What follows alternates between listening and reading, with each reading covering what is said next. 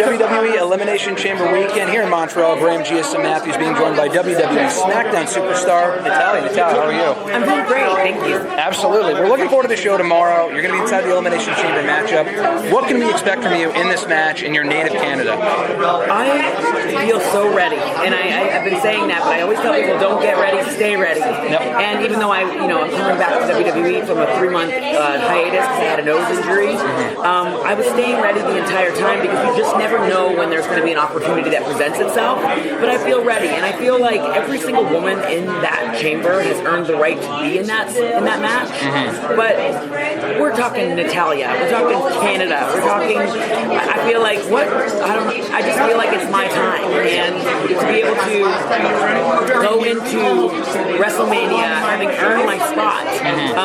I have never had a rivalry against Bianca. I had one match with her during the pandemic that was in front of no people, and I have so much respect for Bianca and the performer that she is. I think it'd be such a cool, awesome moment to be able to really celebrate my 15 years in WWE, to be able to have a match with her at WrestleMania. So I feel confident winning Chamber. I feel like I can do it. I actually think this is everything coming to fruition. You mentioned it right there. 15 years since you debuted on the main roster in WWE. April of 2008, right? Yes. The SmackDown after WrestleMania. Yeah. That's crazy. So I was watching No Way Out 2008 with the Elimination Chamber matches just recently.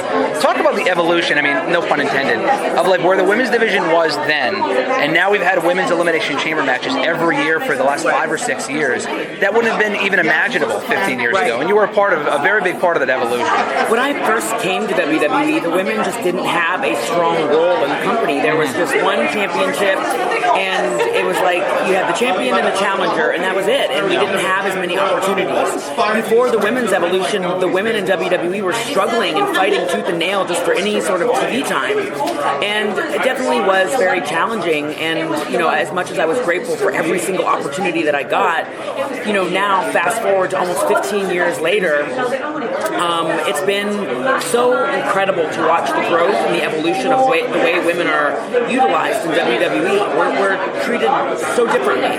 And now it's like we're running out of first evers. Yeah. Because at first it was like, this is the first ever women's Royal Rumble. This is the first ever women's Elimination Chamber. This is the first ever women's Hell in a Cell match. Yeah. This is the first ever women's Money in the Bank ladder match. But now we're or the first ever women's main event. Now it's becoming normal to do those things for women. And I'm happy about that because we're normalizing women being equal in WWE, which I think is hugely important. Yeah, and with this match, if you win, go on to WrestleMania, as you mentioned, face Bianca for the Raw Women's Championship. It's a special WrestleMania this year going Hollywood. Yeah. And we've seen in the past the movie parodies and whatnot. If there was a movie parody that you would want to do, if you had the choice, for you, what would you want to do? Which movie? Ooh, I mean, my favorite movie of all time is The Shawshank Redemption, and Great choice. I feel like that movie just embodies so much of my life. I feel like I feel like Tim Robbins in that movie. Okay. But I feel like that's my favorite movie. It's such a deep movie, but there's also humor in it, and I love that.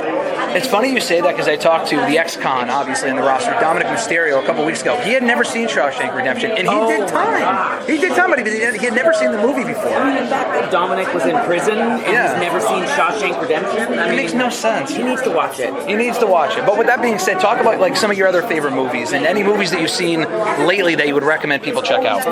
Ooh, I love...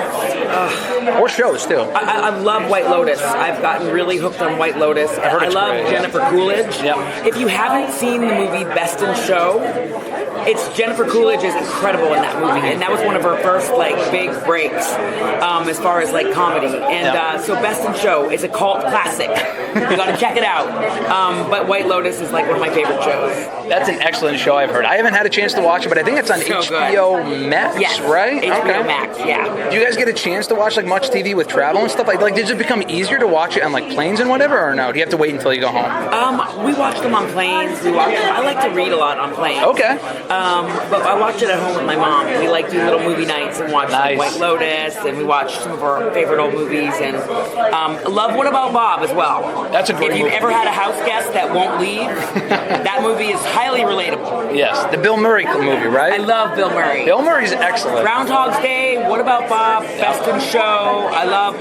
I know Ghostbusters, obvious, but Planes, Trains, and Automobiles. I know that's. I was gonna say that. Yeah. That's a Bill Murray. That movie is Steve Martin. Steve Martin. That movie like embodies my career on the road. When you're trying to get a rental car, there's no cars left. I was gonna say for superstars, I'm sure that's the life that you guys live like every single day, which is pretty crazy. But last couple questions for you as we head into Survivor Series Survivor Series, Elimination Chamber coming up this weekend. We've had a lot of WWE pay-per-views here in Canada. You've been in WWE for a long time. There's been a lot of different provinces that WWE has gone to, whether that be Calgary, we'll be in Montreal this weekend, Toronto.